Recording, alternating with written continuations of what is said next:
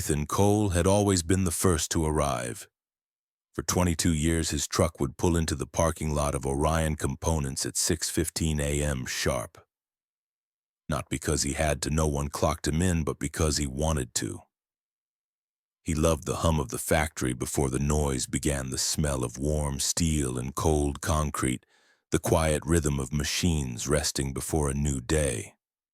It was in his mind a sacred space, a place he'd helped build not with bricks or contracts, but with ideas, firmware, and calibration code only he understood.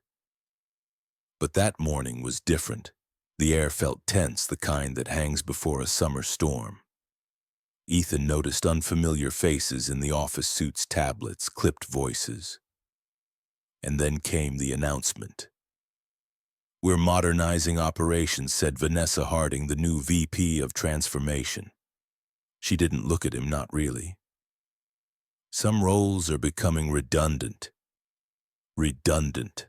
The word hit him like a slap, surgical, cold, rehearsed. For 2 decades, Ethan had kept the entire automation infrastructure humming. When the machines faltered, he fixed them. When engineers left, he trained their replacements. He hadn't taken a real vacation in 7 years. Now he was obsolete. He didn't speak. He didn't argue. He just stood still as 30 heads slowly turned toward him, not with sympathy, just curiosity. How would the old guy take it? He nodded. Once. Then walked back to his desk. He unplugged his laptop, took the coffee mug his daughter made in middle school, slipped his notebooks filled with handwritten code, custom routines, proprietary fixes into his worn backpack.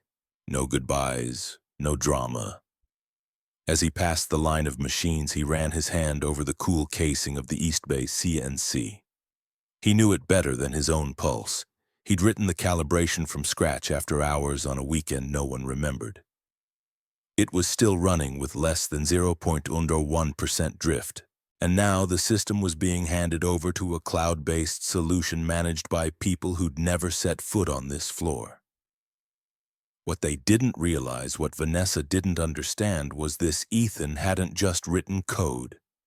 He had written trust into those machines. He had embedded years of intuition, learned quirks, fail-safes, quiet brilliance. But none of that shows up in a PowerPoint. Outside, the sun was rising. He placed the box in the back of his truck, closed the door softly. No anger, just a quiet knowing they would learn. Not through revenge, but through consequence. And when they did, when the systems failed, when the machines broke, when the dashboard said error unknown, they would remember the man they called redundant, the one who had already backed up everything. Not for revenge, but for legacy. For now, he drove home with no radio, just the sound of rubber on asphalt and 22 years echoing in silence. Ethan's garage wasn't like most garages. There were no fishing rods or old bicycles hanging from the ceiling. Instead, there were rows of dusty manuals, yellowing schematics, and binders filled with printed lines of code annotated in pencil, circled, starred. It looked more like a lab than a home, and in many ways it was. Because for Ethan, the work never really ended when the factory lights dimmed. Every problem he solved on the floor, every error code that didn't make sense, every anomaly the system couldn't explain, he documented.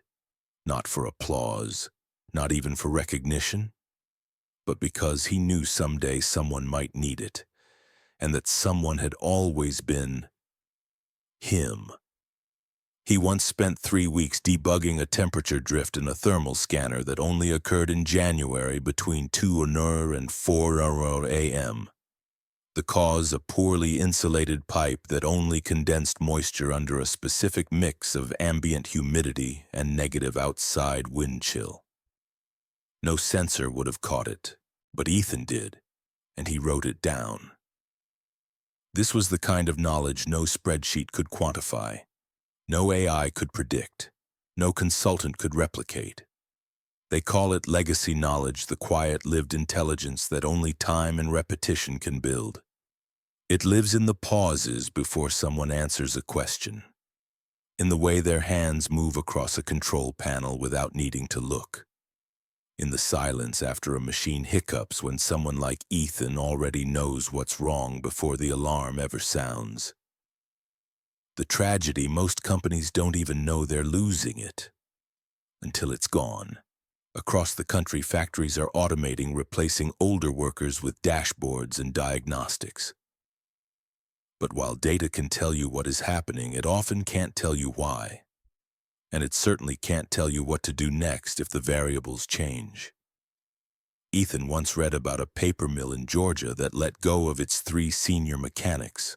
Within 6 months, a misdiagnosed boiler pressure issue cost the company $1.2 million in damages and lost contracts. The replacement team couldn't understand the signs until it was too late. That story stuck with him.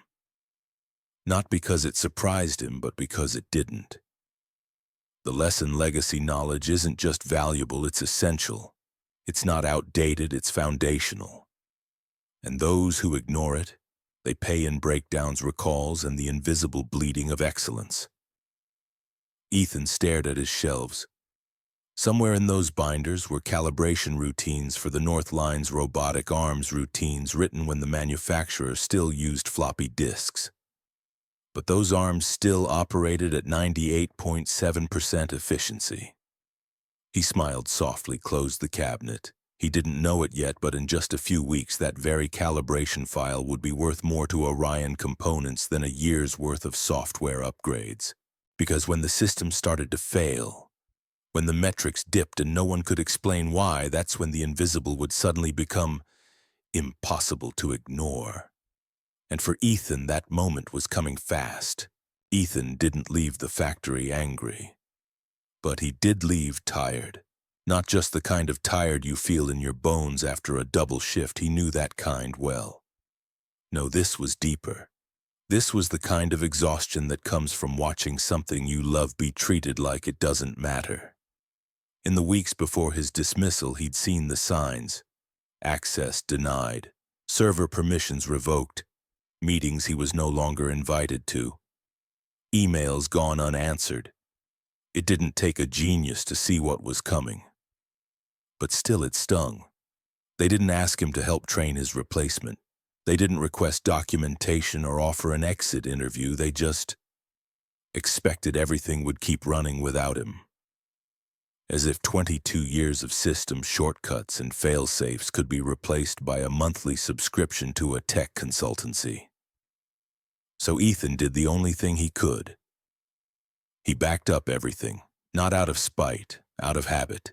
Every line of custom firmware, every note scribbled on legal pads, every odd quirk in the conveyor alignment subroutines, he copied it all onto a private drive. His own work, his own methods. Not protected by the company's IT policy because, frankly, the company had never thought to ask. It wasn't theft. It was self-preservation. Too many times he had stayed late to patch bugs that no one else understood. Too many weekends he had answered emergency calls while his family waited at the dinner table. And now, with a severance check and a handshake, they expected that knowledge to stay behind. He'd seen it happen before. People who gave too much only to walk away with nothing but burnout and a thank you card. One friend of his, Ron, from a plant upstate, had a heart attack 6 months after being laid off. The stress didn't stop just because the job did. Ethan didn't want bitterness to define his story. So he took control of the only thing he could, his knowledge, and then quietly he began to heal. Fishing in the mornings, making real breakfast, sleeping in. But he also knew something they didn't. Machines drift, systems degrade, and when they did, they'd call. He didn't know when, but he knew it would happen. And when it did, he would be ready. Not for revenge, but for respect. Because the truth was, legacy systems don't just fail on paper, they fail on the floor. And when the dashboards flash red and no one knows what the error code means, that's when silence becomes deafening. It started with a soft grinding sound on the west conveyor, the kind of noise Ethan would have noticed long before it became a problem. But he wasn't there anymore, and no one else knew what that sound meant. 2 weeks after his departure, the first error appeared: sensor timeout, code 47B. It wasn't in the manual, because Ethan had written the fix by hand years ago after discovering a rare voltage drop that only occurred when humidity spiked during seasonal maintenance. A minor glitch if you knew what to do, a production-halting mystery if you didn't. Soon the CNC machines in Bay 2 began skipping cycles. The auto-alignment module on the east press fell out of sync by just 0.4 millimeters, enough to send entire batches into rework. Nixora Labs, the consultants brought in to replace him, ran diagnostics. They adjusted settings, rebooted systems, even swapped parts. Nothing worked, because they were fixing symptoms, not causes. Ethan had spent 2 decades learning to read the factory like a living thing. He knew when a conveyor needed oil just by the tempo of its hum. He recognized the subtlest drift in the robotic arms by watching the way their light reflected on the floor. You can't teach that in a crash course. You can't program that into software. The machines weren't just failing, they were calling. And eventually someone listened. 6 weeks after Ethan had cleared his desk, his phone rang. It was Vanessa Harding, the same VP who had let him go. Her voice was different now, less polished, more strained. "Ethan," she said, "we're experiencing some complications with the production lines. Would you be open to consulting?" He didn't answer right away. Not out of pettiness, but to make sure she felt the weight of the silence. "What kind of complications?" he asked finally. "Random shutdowns, inconsistent tolerances. Our team can't identify the root causes." He paused, staring at the dusty binders in his garage. "The west conveyor," he said. "Yes," she admitted. "How did you?" He didn't respond. Because this wasn't about guessing. It was about knowing. Knowing what doesn't show up in data. Knowing what only lived in one man's muscle memory, intuition, and handwritten notes. He agreed to a consultation, but this time on his terms. $300 per hour, 4-hour minimum, paid in advance, signed contract, no exceptions. Vanessa hesitated. He could almost hear her pride cracking over the line, but eventually she agreed. That afternoon, Ethan opened his laptop for the first time in weeks. Not to browse, not to reminisce, but to prepare, because the machines had gone quiet. And now he was the only one who could make them speak again. Ethan arrived at the factory gates not as an employee, but as a visitor. That subtle change, swapping a key card for a visitor badge, meant more than anyone realized. He no longer belonged to the company, he belonged to himself. As he walked through the production floor, a few familiar faces nodded. Some looked away. No one said much. Maybe they weren't sure how to greet the man they once saw every day, who now wore no uniform, just quiet confidence and a contract. Vanessa met him near the idling conveyor. She spoke quickly, directing him toward the issue, skipping the pleasantries. But Ethan moved slowly, deliberately. He wasn't here to rush. He was here to remind. Remind them what it took to build something that worked for 22 years. Remind them of the value they had discarded too easily. He diagnosed the problem in 27 minutes, a firmware flag that misfired only when ambient temperature dropped below 62 degrees, something he'd patched manually years ago, undocumented but precise. With one line of code and a reboot, the conveyor hummed back to life. Vanessa watched in silence. "You made it look easy," she said. "It wasn't," he replied gently. That was the thing about legacy knowledge. On the surface, it seemed like instinct. But behind that instinct was decades of learning the hard way. Missed dinners, failed fixes, hard-won wisdom. And now he finally understood the truth. Sometimes the most powerful move isn't staying to prove your worth. It's walking away and letting them realize what you were worth all along. He packed up his laptop. Vanessa stepped in front of him. "We're having similar issues in Bay 3. Could you take a look?" Ethan smiled politely. "That's outside the scope of this consultation. If you'd like to schedule another, you know where to find me." And just like that, he walked away again. Not bitter, not boastful, just grounded. Because he knew now value isn't just in what you give, but in what you're willing to protect. That night, Ethan sat on his porch sipping coffee while the sun dipped behind the trees. The air felt light. For the first time in years, he wasn't responsible for keeping an entire factory afloat. He was just Ethan. But deep down, he also knew they'd call again. They had to. Because what he'd built wasn't broken. It was just misunderstood. And the longer they tried to replace it without understanding it, the more they'd need him. The second call came just 5 days later. "Ethan, it's Vanessa again. The CNC machines in Bay 3. We're seeing erratic tolerances and random quality control flags. Could you help?" He glanced at his calendar. There were no plans, just a quiet afternoon, maybe a walk. But Ethan had already learned his time wasn't free anymore. "I can take a look," he said, "but I'll need a new contract. My rate has increased $350 an hour, 4-hour minimum paid in advance." There was a pause on the line, then a strained "I'll get it approved." This was no longer a job. It was a transaction. And that shift made all the difference. When he returned to the factory, he noticed it again, the tension, the nervous energy, the way people hovered by machines hoping not to see another red light. The CNC error turned out to be a calibration mismatch introduced by a software update Nixora Labs had pushed remotely without realizing the existing systems had custom compensation layers Ethan had developed years earlier. He fixed it in under an hour. But before Vanessa could ask for more, he gently closed his laptop. "I've completed the contracted task," he said. "If you'd like additional support, please send a revised scope and agreement."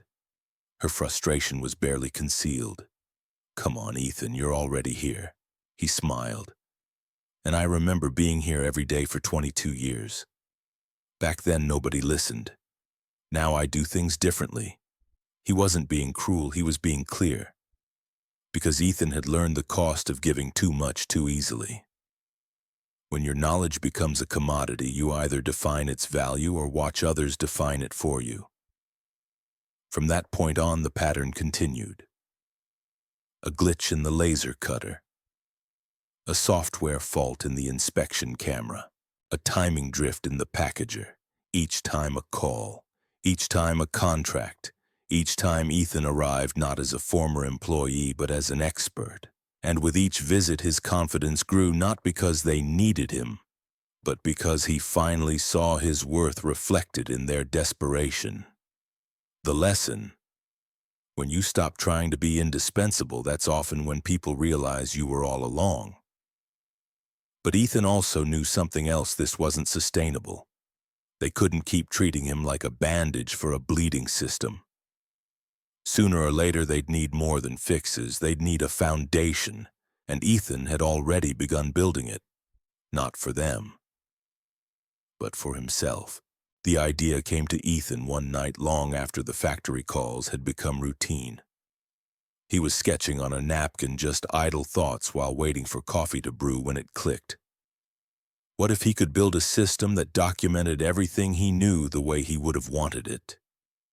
Not just for Orion Components, but for any factory struggling to bridge the gap between old machines and new minds. He called it Cold Tech Systems. It started small, a simple name, a one-page website, and a logo his daughter helped design. But behind the modest appearance was a mission to preserve human knowledge in a world rushing to replace it with algorithms.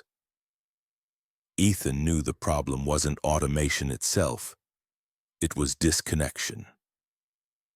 New consultants didn't speak the language of the machines. You can't fix what you don't understand. And no one was translating between generations of tech. So he began building. Every night he'd turn handwritten notes into digital frameworks. He mapped out calibration routines, created modular logic trees for diagnostics, wrote simple intuitive guides for junior technicians. His goal: make the invisible knowledge visible, make legacy equipment understandable not just to engineers but to executives. The first client wasn't Orion. It was a small plastics manufacturer 2 towns over. Their machines kept overheating despite passing all software checks.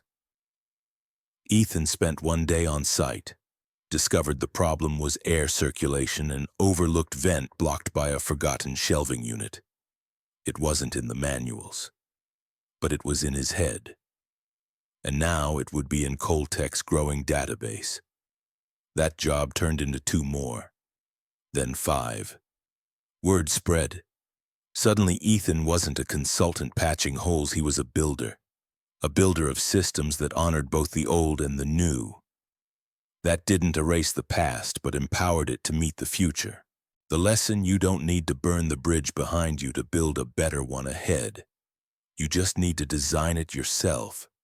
And that's what Ethan was doing, brick by brick, line by line.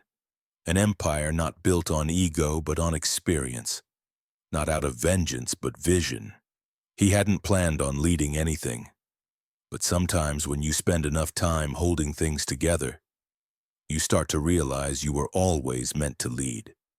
And soon he'd return to the place that once let him go. But this time, on his terms. The call came not from Vanessa this time, but from someone higher. "Mr. Cole, this is Martin Travers, Senior VP of Operations at Orion's parent company. We've been reviewing the recent spikes in warranty claims. I understand you've been assisting." Unofficially, Ethan leaned back in his chair, notebook open beside him. "Yes," he said calmly, "under short-term contracts. Task-based support only." Travers didn't waste time. "We'd like to propose something more comprehensive." And just like that, the tables had turned. Ethan returned to Orion not as a visitor, not as an employee, but as the architect of a long-term rescue plan.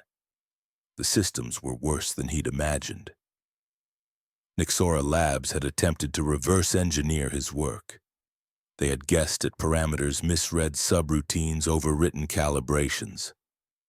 Nearly 30% of parts were failing quality checks. 2 aerospace clients had pulled contracts. Millions had been lost. He didn't say "I told you so." He just opened his laptop and got to work. Over the next 6 weeks, Ethan rewrote firmware, restored archived routines from his own backups, and slowly brought the factory back to life. Defect rates dropped, output stabilized, and for the first time in months, the hum of the machines felt steady again. Then during a routine audit of the server, he found it. A proposal document authored by Vanessa. It outlined cost savings from eliminating his position. It predicted a temporary dip in quality metrics deemed acceptable. It wasn't just oversight, it was intentional. They had gambled with the company's integrity. Not to innovate, but to impress the board. Ethan printed the document and placed it in a folder. He didn't need revenge. The numbers had spoken louder than he ever could. Later that week, Vanessa was quietly reassigned to another facility. Not fired, but moved. The corporate version of a whisper. The lesson: when decisions are made without understanding the systems or the people behind them, the consequences aren't just technical, they're cultural. Orion had forgotten what made them excellent. Now they were remembering. Ethan sat with the new leadership team and proposed a different future, one that integrated knowledge, not erased it. He called it VEL-Track, a fully transparent, intuitive monitoring system that captured institutional knowledge before it walked out the door. Executives listened this time. They didn't just hear a voice, they heard the cost of ignoring it.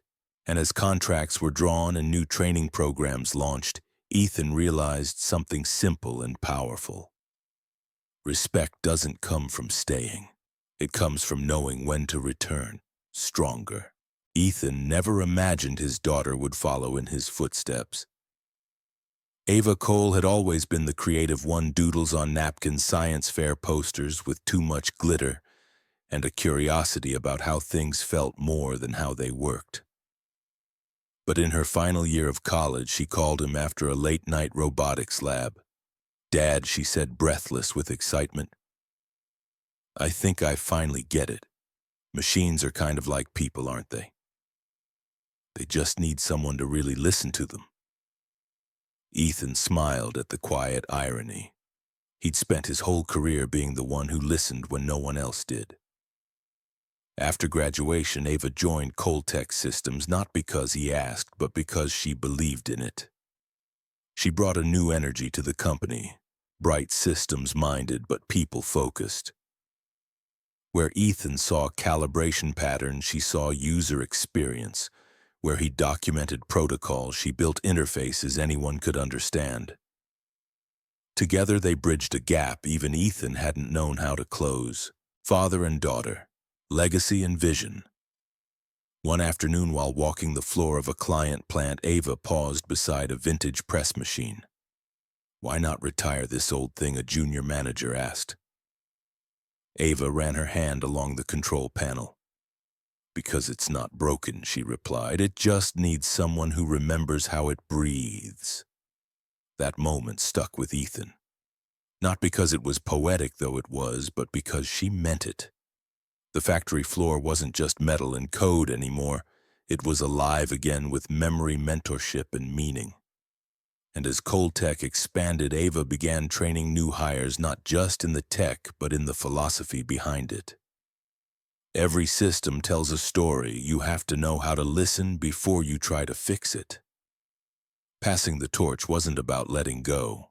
It was about making space for what comes next. And Ethan had built something not just to last, but to grow. Because what good is legacy if it doesn't outlive you? He watched Ava lead a workshop one morning, surrounded by young engineers speaking with confidence and clarity. And in that moment, Ethan knew she wasn't just learning to follow. She was preparing to lead. Exactly 1 year after he was let go, Ethan stood in the observation deck of a plant that once forgot his name. Below, machines ran in perfect rhythm. Operators moved with purpose. Quality metrics glowed green on digital dashboards, all powered by the Veltrack system he had once dreamed up at a kitchen table. But what truly struck him wasn't the efficiency. It was the peace. No more late-night emergencies. No more being overlooked. No more proving himself in rooms that refused to listen. Ethan had rewritten his story. Not with noise, not with anger, but with clarity. He didn't just fix what broke, he redefined what mattered: respect, transparency, human insight. He built an empire, yes, but not for domination. For dignity, his and others like him. Outside the glass, Ava walked the floor with a team of new recruits, pointing out legacy systems and explaining how knowledge doesn't age, it deepens. And for the first time in years, Ethan allowed himself a quiet, satisfied smile. Because sometimes the best kind of revenge is becoming everything they said you couldn't be. If Ethan's journey spoke to you, if you've ever felt discarded, overlooked, or underestimated, leave a comment below. We want to hear your story. And if you're ready to be part of a community that values experience, resilience, and reinvention, hit that subscribe button. 365 Drama Stories, because this channel is where silent triumphs get their voice back. We've only just begun.